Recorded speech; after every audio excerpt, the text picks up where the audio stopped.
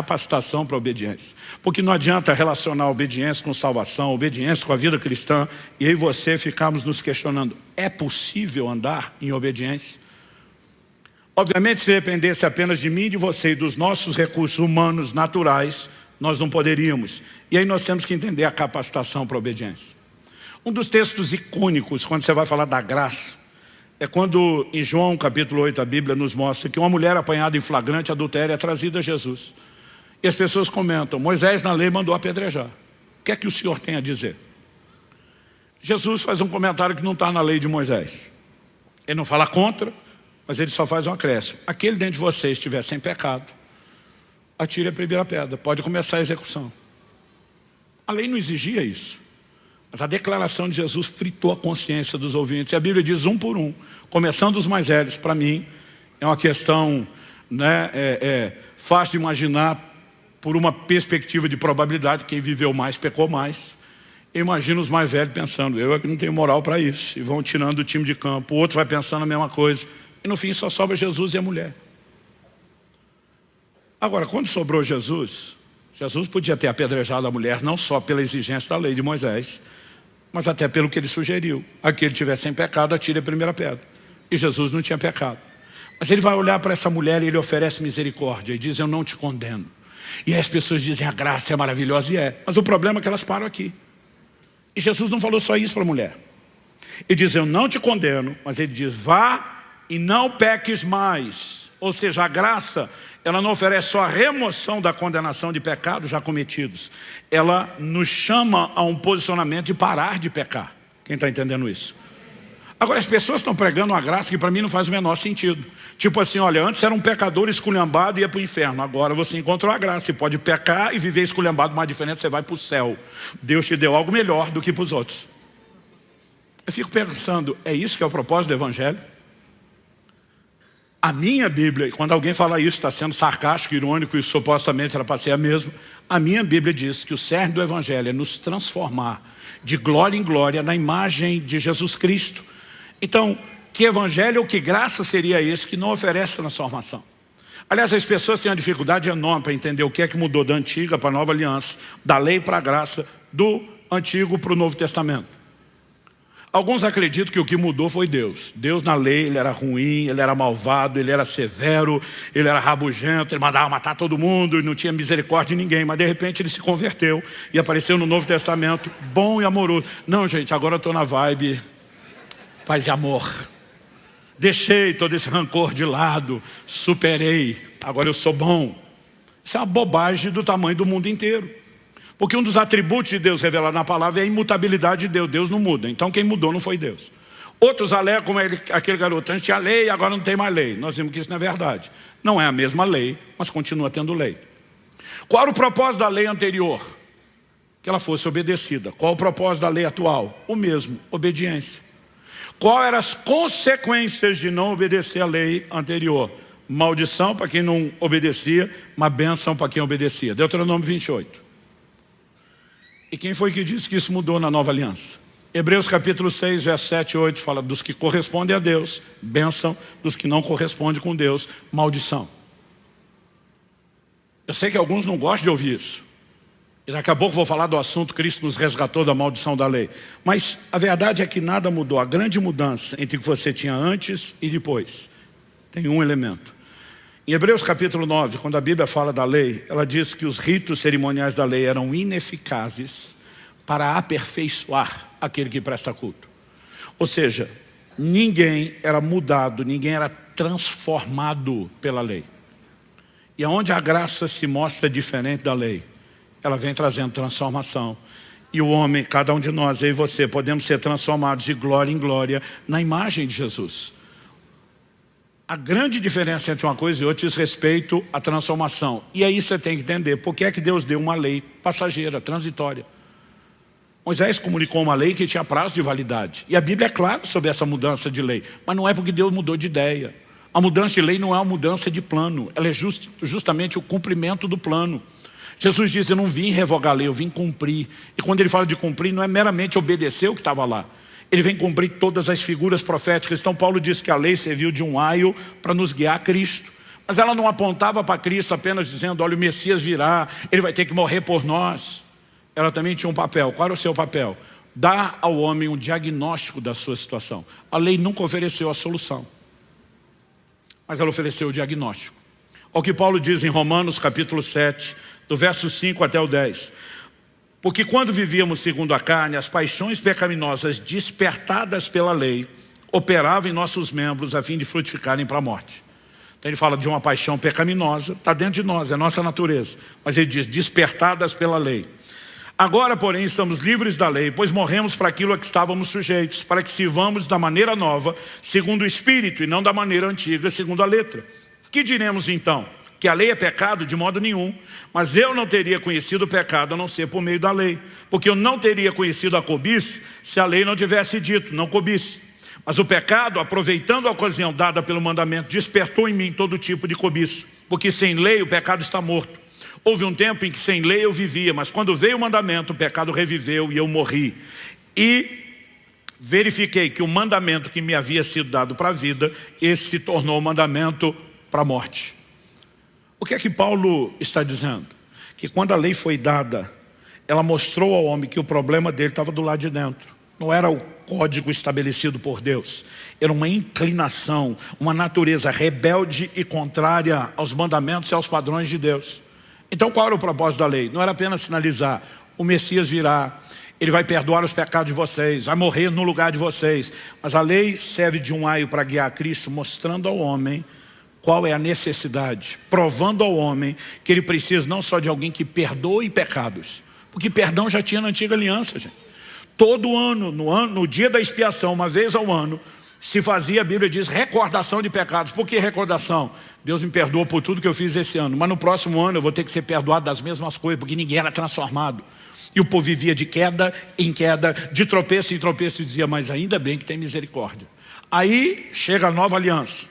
E o livro de Hebreus diz que nós temos uma nova e superior aliança, baseada em melhores promessas. Tem a Jesus como fiador, mas que a gente acredita que veio fazer só o que a velha fazia. Se é para fazer o que a velha fazia, para que é que nós precisamos de uma nova? Porque o povo está pregando uma graça que só perdoa pecado, você continuar pecando. E não é a mensagem bíblica. Jesus disse a essa mulher, vá e não peques mais. Só que honestamente, a maioria de nós pensa quando lê isso, impossível. Mas espera aí, só tem 3 possibilidades ou probabilidades lógicas para a gente tratar disso. Primeiro, Jesus mentiu para a mulher, trollou ela. Vai no peques mais, mas não é possível, ele está enganando ela. Isso cabe com a natureza de Jesus? Não. A Bíblia diz que ele é luz e nele não há treva alguma. A Bíblia diz que Deus não pode mentir. Então essa possibilidade lógica poderia caber com qualquer outro, mas não com Jesus. Ah não, pastor, não é que ele mentiu assim porque queria. Mas ele enganou sem querer, porque enganado estava. Ele não conhecia bem a teologia, não estudou muito a Bíblia. Então ele achou que falava certo, mas falava errado. Você está protegendo o caráter dele, mas desconstruindo a identidade. Ele é o verbo, a palavra encarnada. Se ele não entende Bíblia e teologia, quem é que entende?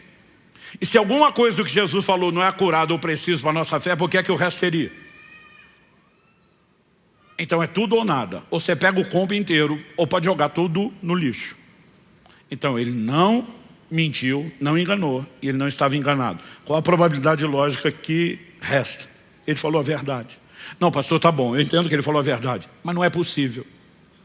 Então a verdade não é bem verdade. E no mínimo, se isso não fizer dele um mentiroso, faria dele injusto, porque ele te dá um mandamento que você não pode cumprir, então ele é injusto. E Hebreus 6,10 diz que Deus não é injusto. Então, só existe uma conclusão que você pode chegar. Que ele não apenas falou a verdade, ele não está se referindo a algo que é impossível, pode até ser impossível para os recursos humanos, mas presume-se, evidentemente, que por trás do mandamento existe uma disponibilização de recursos que viabilizem o cumprimento da ordem dada. Nós precisamos entender que o significado mais recorrente de graça na Bíblia não é favor imerecido. Isso é parte da definição, mas está longe de ser a mais completa e a mais empregada. Ela é força capacitadora na Bíblia. Quando Jesus diz, vai e não peques mais, ele está dizendo, não estou dando só uma ordem. Eu te darei recursos para que você possa cumprir a ordem. Eu não sei você, mas eu quando era adolescente lia o Sermão do Monte. Mateus 5,48, sede vós perfeitos, como perfeito é o vosso Pai Celestial. Eu pensava, estava empolgado hoje, hein, Jesus? O sentimento era: exagerou, viajou. Porque eu pensava: impossível ser perfeito, o Senhor ainda quer que eu seja perfeito como Deus, a perfeição absoluta. Quer dizer, deu ruim, impossível. Então nós vamos voltar no mesmo problema. Ele mentiu? Ele estava de brincadeira com a gente? Não. Ou será que eu e você que não percebemos que Ele tem recursos que nós ainda não aprendemos como utilizar? Quando Jesus disse que é difícil um rico entrar no reino de Deus, os discípulos perguntam: quem é que vai ser salvo? Ele diz: ei, para os homens impossível, para Deus possível. O Evangelho é o Evangelho do sobrenatural, desde a conversão, durante todo o caminho da santificação. Agora, na hora que nos pregaram o Evangelho, a gente foi salvo porque entendeu toda a mensagem? Alguns de nós, ou a maioria de nós, não entendemos tudo até hoje. Paulo chama a mensagem do Evangelho de a loucura da pregação. Você não foi salvo porque entendeu, você foi salvo porque creu. E a sua fé fez com que você acessasse recursos que você até hoje não entende e que puderam operar na sua vida. A pergunta é: por que seria diferente no processo de santificação? Em 1 Coríntios 10, 12, Paulo diz: aquele que está em pé, cuide para que não caia. A maioria de nós adapta o versículo na mente. Paulo está dizendo: cuida para não cair. Mas a gente pensa: ó, não é para cair toda hora, não é para cair todo dia, é para ir caindo cada vez menos. Mas a gente sempre acredita que é para continuar caindo, menos, mas caindo. Paulo está dizendo: não caia. Só que você não pode ler só o verso 12. O que o verso seguinte, o 13, diz? Não vos sobreveio tentação que não fosse humana. Ele diz: Deus é fiel e não permitirá que vocês sejam tentados além da capacidade de resistir. Pelo contrário, juntamente com a tentação vos proverá livramento, de sorte que a possais suportar. Então o que ele está dizendo? Primeiro, não vos sobreveio tentação que não fosse humana. Eu acho que o crente já começa errando no que ele acredita sobre tentação. Eu brinco que a maioria dos crentes, depois que peca, ele não confessa, ele justifica o pecado. Ele diz: pois é, pastor, aconteceu uma coisa maligna, demoníaca, infernal, satânica, diabólica. Resumindo, a culpa sempre é do Satanás, mas não dele. Porque a maioria de nós acredita que a tentação é sobrenatural e é uma força muito grande que não dá para resistir, pastor. Mas a Bíblia está dizendo: não veio tentação que não fosse humana. A Bíblia está dizendo que a tentação humana não é sobre-humana. Ela é natural, não é sobrenatural. Outro dia um falou para mim: mas a Bíblia chama o diabo de tentador. Eu digo: na hora de pecar não lembra da Bíblia, mas depois vira teólogo. Eu falei: a mesma Bíblia diz em Tiago 1,14: cada um de vós é tentado quando atraído e enganado pelo próprio desejo. Eu falei: o seu desejo que te trola, não é o Satanás. Mas a Bíblia diz que o diabo é tentador. Eu falei: tá bom, então vamos devagar. O tentador está do lado de fora, a tentação está do lado de dentro. O tentador do lado de fora é um ente sobrenatural, mas a tentação do lado de dentro é um desejo natural. O tentador do lado de fora não pode enfiar dentro de você um desejo que você não tenha. Ele só pode explorar o que está lá. Então o máximo que ele consegue fazer é botar um cardápio debaixo do seu nariz e provocar a sua própria vontade. Então o tentador pode ser sobrenatural, a tentação segue sendo natural. Quem está entendendo? Se você acredita que a tentação é sobrenatural, você não vai vencê-la. Porque pensa comigo, se a tentação é sobrenatural e vencê-la é humano, consciente ou inconsciente, nós já demos um perdido antes de começar. Agora a tentação não é, nunca foi e nunca será sobrenatural. O que é sobrenatural nessa história é o livramento. Deus diz: além da tentação não ser além das suas forças, eu não vou te deixar lutando sozinho. Eu te responsabilizei ficar de pé e não cair. Mas o mesmo Deus diz lá na epístola de Judas que Ele é poderoso para nos guardar de tropeçar. Ele diz: então, apesar de ser responsabilidade sua, eu não vou te abandonar nem deixar sozinho. Eu vou te dar recursos. Agora preste atenção: se a tentação é natural e o recurso para vencê-la é sobrenatural, quem é que não consegue ganhar com isso? Há uma capacitação para a obediência. Essa capacitação é presumida na revelação da própria graça. Eu não quero entrar em detalhes nisso aqui agora, mas se você não conseguiu participar dos eventos que fizemos aqui da conferência Graça Transformadora, tem 2 horas e tanto de ensino só sobre isso, né, que você pode acessar lá no YouTube. A gente fala de como podemos viver obediência empoderados pela graça. Mas eu quero chamar a sua atenção para um aspecto mais aqui que não pode ser ignorado. Em Atos no capítulo 5, no verso 32, nós temos a declaração dos apóstolos que também tem que ser levada em conta aqui. Ele diz: e nós somos testemunhas desses fatos, nós e o Espírito Santo, que Deus deu aos que lhe obedecem. É evidente, nós falamos do ministério do Espírito aqui ao longo do mês de setembro. É evidente que o Espírito Santo é uma promessa, é parte desse combo da salvação. E a Bíblia diz, o Espírito Santo que Deus deu aos que lhe obedecem. O Espírito é dado a quem abraça a obediência do Evangelho. Mas ele também é dado para nos capacitar a viver a obediência que por nós não poderíamos. Então eu falei que o propósito da lei antes era o diagnóstico. Ela revelou a nossa natureza pecaminosa, a nossa incapacidade de ser transformado. Ela mostrou que a gente precisava mais do que perdão de tempos em tempos. E ela sinalizou a necessidade de um Redentor que viria para nos transformar.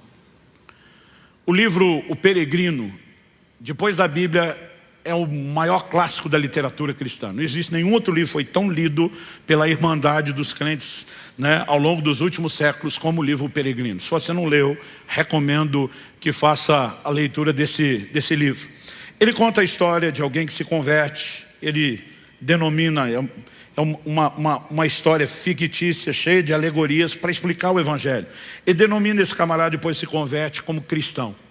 Cristão, num determinado momento da sua jornada, ele encontra um outro personagem chamado intérprete. Como o nome sugere, é alguém que vai explicar verdades bíblicas para ele. E tem uma hora que ele, hospedado por intérprete, é conduzido pelo próprio intérprete a um cômodo que nunca tinha sido varrido. Uma pessoa entra, começa a varrer e uma poeira levanta no ar. É insuportável ficar ali dentro. Ele sai tossindo. Do lado de fora, ele percebe intérprete sinalizando para que outra pessoa entre. A segunda pessoa entra borrifando água. E aquela poeira no ar, agora umedecida, rapidamente baixa. Não apenas baixa, mas agora umedecida, pode ser varrida. A sala ficou limpa, sem criar confusão de antes. Do lado de fora, o intérprete diz para o cristão: a primeira pessoa que entrou varrer o cômodo é a lei. A poeira que você viu levantar é o pecado no coração do homem. Está falando da natureza e não só de ações. Ele diz, mas a outra pessoa que entrou é o Evangelho. E a água borrifada é a graça. Eu amo essa ilustração. O que ele está dizendo? A lei não veio resolver, a lei veio expor a bagunça. Olha o quão esculhambado está esse negócio. Você precisa de quem limpe. A lei, imagina alguém quebrou o braço e vai para o médico. Antes da cura, o que ele vai ter que fazer? Um raio-x. O raio-x vai dar o diagnóstico, porque o diagnóstico preciso ajuda num tratamento preciso. O médico precisa saber o quanto esse braço está quebrado, o quanto esse osso está separado, como exatamente tem que ser feita a imobilização, e a cura será precisa a partir de um diagnóstico preciso. O propósito da lei nunca foi resolver o problema, mas foi dar ao homem um bom diagnóstico. Aonde viria a solução? Romanos 8,3 diz, o que for é impossível à lei, porque estava enferma pela carne. Isso Deus fez, enviando o seu próprio Filho em semelhança de carne pecaminosa. Traduz-se, o que a lei nunca resolveu, Jesus veio resolver. João 17 diz, a lei foi dada por meio de Moisés, a graça e a verdade por meio de Jesus. Então você pode ler esse texto assim, o que a lei nunca resolveu, a graça veio resolver. O que é que a graça veio resolver? Se você volta para Romanos 8, os versos 3 e 4, a Bíblia diz, porque aquilo que a lei não podia fazer por causa da fraqueza da carne, isso Deus fez enviando seu próprio Filho em semelhança de carne pecaminosa e no que diz respeito ao pecado, e assim Deus condenou o pecado na carne, a fim de que a exigência da lei se cumprisse em nós, que não vivemos segundo a carne, mas segundo o Espírito. Qual era a exigência da lei? Uma só, obediência. Mas desde a queda do homem, lá no Éden, nunca foi possível ao homem viver plena obediência por causa de uma carne pecaminosa, uma natureza rebelde que a lei veio expor e mostrar, está ruim para você. Você não precisa apenas de alguém que perdoe, mas de alguém que transforme. E a graça vem trazer a transformação para que o homem possa satisfazer a exigência da lei. Entenda-se, obediência. Qual a maior definição bíblica de graça? Ela vem empoderar o homem para a obediência, que nunca, desde a queda no Éden, nunca mais havia sido possível. Com uma definição dessa de graça, me ajuda a entender como é que estão pregando uma graça que diz, você não precisa obedecer nada, está tudo bem. Isso não é graça, é uma desgraça. E está fundando um monte de gente na contramão daquilo que é o Evangelho de Cristo. A graça veio nos capacitar para a obediência. Aí eu falei do Espírito Santo que nos foi dado. Vamos lá. Gálatas 3, capítulo 13 e 14, eu vou encerrar aqui, diz, Cristo nos resgatou da maldição da lei, fazendo-se Ele próprio maldição em nosso lugar, porque está escrito, maldito todo aquele que for pendurado em madeiro. Porque Jesus fez isso, verso 14, para que a bênção de Abraão chegasse aos gentios em Cristo Jesus, a fim de que recebêssemos pela fé o Espírito prometido. E todo evangelho que você vê é uma troca. maravilhosa para nós. A Bíblia diz que Jesus se fez pobre para que nós nos tornássemos ricos. Diz que ele se fez pecado para que nós nos tornássemos a justiça de Deus. E aqui o texto diz que ele se fez maldição para que a bênção nos alcançasse. Agora, quando a Bíblia diz que Cristo nos resgatou da maldição, algumas pessoas têm um entendimento equivocado do que é ser resgatado da maldição. Elas acreditam que se a gente foi resgatado da maldição, a maldição não existe mais. Então assim, não importa o que você faz de errado, não tem consequências. Eu falo para as pessoas, Cristo nos resgatou do pecado? Essas pessoas creem nisso. Elas falam assim, eu falo, o pecado deixou de existir? Ninguém mais peca? Não, peca. Eu falei, Cristo nos resgatou da morte? Sim. As pessoas deixaram de morrer? A Bíblia diz que a morte é o último inimigo a ser vencido. Então nós já temos a provisão plena, mas nesse momento, a gente escapou da morte espiritual, da morte física? Não. Mas vamos voltar no pecado. A gente é resgatado do pecado, mas ainda pode pecar. Mas a gente, quando é resgatado da maldição, não existe mais maldição. Então o pecado tinha que ter deixado de existir. E você tinha que ser coerente no que crê. Mas você pega só a parte que interessa. Não posso negar a existência do pecado porque eu peco. Mas eu posso pecar sem culpa se eu acreditar que não tem mais maldição. Não é isso que a Bíblia está dizendo. Quando diz que ele te resgatou da maldição, assim como do pecado, significa que ele não precisa mais controlar você, não que deixou de existir. Agora, qual era a origem da maldição? Deus disse, se obedecer os meus mandamentos, benção. Se desobedecer, maldição. Como que eu e você podemos viver fora da maldição? Porque agora o Espírito que foi dado aos que o obedeceram ao passar pela porta e serão capacitados para andar em obediência, pela obediência que não é fruto só de esforço e dedicação humana, mas de empoderamento do Espírito Santo. A maldição não será mais uma consequência inevitável e a bênção é a oportunidade que eu e você podemos escolher, porque podemos andar em obediência. Dá para entender a diferença? Honestamente, eu tenho sentido esse incômodo da parte de Deus, de chamar a atenção de vocês para um evangelho que é um evangelho de obediência. E eu quero concluir só te lembrando o seguinte, quando a Bíblia anuncia o juízo eterno, não diz só aos que não creram, é lógico que a Bíblia diz, quem crê será salvo, quem não crê está condenado. Mas a Bíblia usa um outro sinônimo para os que não creram. Ela fala dos que não obedeceram. 2 Tessalonicenses 1:8, fala que haverá vingança contra os que não conhecem a Deus e não obedecem ao Evangelho. 1 de Pedro 4,17, depois de dizer que o juízo começa pela casa de Deus, e do apóstolo dizer se é com dificuldade que o justo se salva, ele pergunta, qual será o fim daqueles que não obedecem ao Evangelho de Deus? Está falando de um juízo ainda maior. Em 1 de Pedro, no capítulo 3, no verso 19, ele menciona espíritos em prisão. De quem ele está falando? O verso seguinte, o 20, explica. Os quais noutro tempo foram desobedientes, quando Deus aguardava com paciência nos dias de Noé, enquanto se preparava a arca, na qual poucas pessoas, apenas 8, foram salvas através da água. O plano de Deus não era salvar só Noé e a sua família. O Novo Testamento chama Noé de pregoeiro, ou seja, pregador da justiça. Durante todo o tempo da construção da arca havia uma pregação, Deus vai julgar o mundo, Deus vai julgar o pecado, vocês podem se arrepender, mas os que permaneceram desobedientes agora estavam sendo julgados e são chamados de espíritos em prisão. A história termina sempre da mesma forma, a condenação não é só para quem não creu, é para quem não obedeceu, porque a própria obediência é uma expressão de fé e ela não pode ser relativizada. Quem está entendendo, diga amém.